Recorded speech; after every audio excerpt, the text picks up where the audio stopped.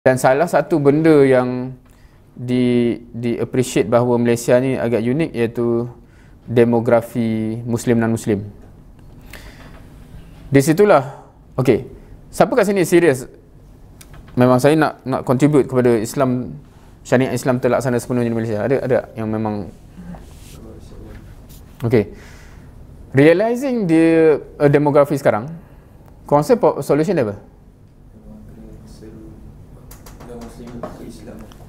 Maknanya ramai kita kena Islam kan, betul tak? Kita takkan usir dia ke laut ke apa kan? Maknanya perubahannya ialah mengislamkan. So sebab tu kalau kita tengok dalam list tu, yang manifestasinya ialah memang ada target untuk merubah demografi daripada 60% jadi 80% or something lah. Which mean juta-juta lah kena diislamkan tu. Dan salah satu benda yang signifikan ialah sisi Borneo tu sebenarnya.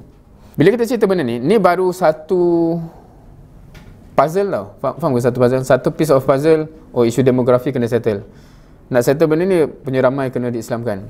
Dan ramainya pula dekat Sabah Sarawak contohnya kan. Sebenarnya pun ramai juga, tapi Sabah Sarawak memang amat perlukan bantuan.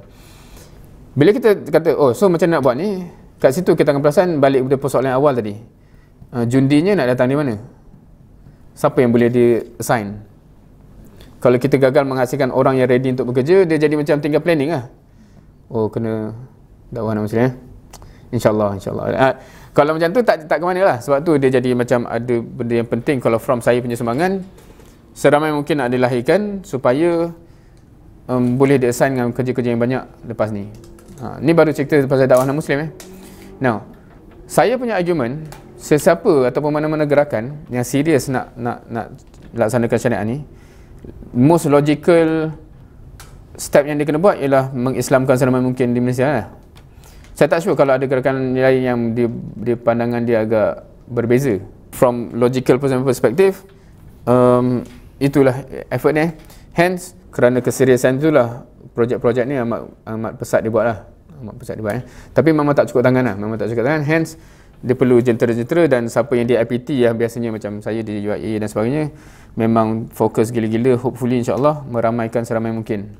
Sebab nak kata macam ni, kalau korang ni semua pun jadi penggerak, masih tak luak, faham kan yang tu?